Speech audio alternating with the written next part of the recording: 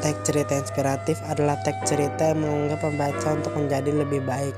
Dengan teks cerita inspiratif, pembaca atau pendengar mendapatkan pembelajaran moral atau sosial dengan harapan mampu menanamkan dalam menjalani kehidupan. Teks cerita inspiratif terdiri dari orientasi, komplikasi, resolusi, dan koda.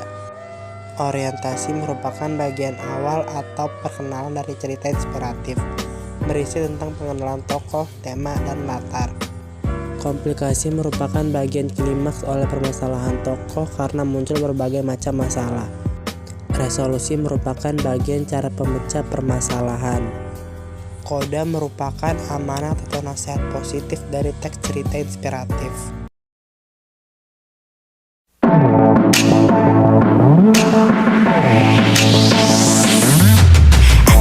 Susi Pujiastuti lahir pada tanggal 15 Januari 1965 di Pangandaran, Jawa Barat.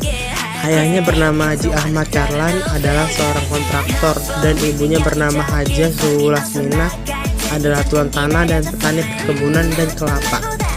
Setelah lulus SMP, beliau kembali melanjutkan pendidikannya di SMA Negeri 1 Yogyakarta.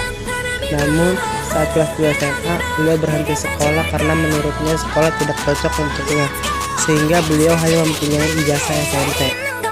Setelah putus dari bangku sekolah, beliau memutuskan bisnis menjual pakaian dan bed cover. Karena tinggal di daerah yang rata-rata berprofesi sebagai nelayan, beliau tertarik untuk berbisnis jual beli ikan dengan bermodalkan uang 750.000. Hasil dari penjualan perhiasannya, beliau membelikan di pelelangan ikan dan menjualnya kembali ke beberapa restoran. Awalnya beberapa restoran meragukan ikan yang dijual oleh beliau, tapi karena konsistennya dalam memilih ikan, banyak restoran yang menjadi pesanannya beliau. Sehingga pada tahun 1996, beliau berhasil mendirikan pabrik pengolahan ikan bernama PT Asih Pujiastuti Marine Production. Dengan produk unggulnya adalah lobster yang diberi nama Sushi Brand. Produknya mulai menginjak pasar internasional, namun beliau mendapatkan kendala dengan transportasi dalam mengekspor barang.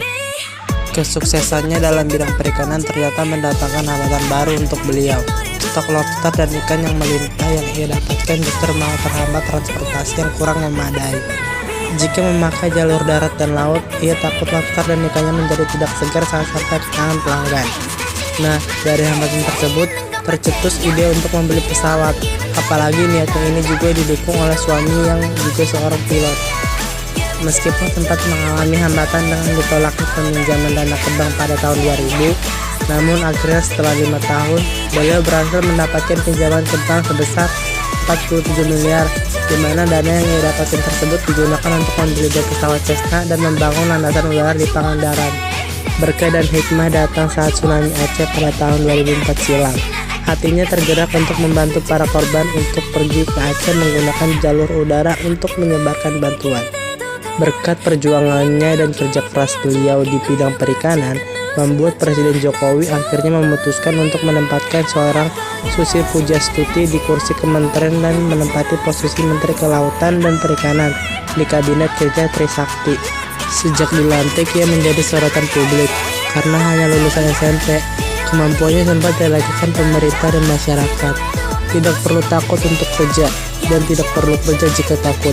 Ini adalah slogan yang Bu Susi terapkan. Beliau dipuji karena keberaniannya menenggelamkan sejumlah kapal asing yang mencuri ikan secara ilegal di perairan laut Indonesia, dibantu TNI Angkatan Laut. Pelajaran yang dapat dipetik dari tokoh inspiratif Susi Pujiastuti mengajarkan kita untuk terus berjuang. Jangan malu karena tidak dapat melanjutkan ke jenjang pendidikan yang lebih tinggi. Semua bisa terwujud asalkan mau berusaha dan belajar.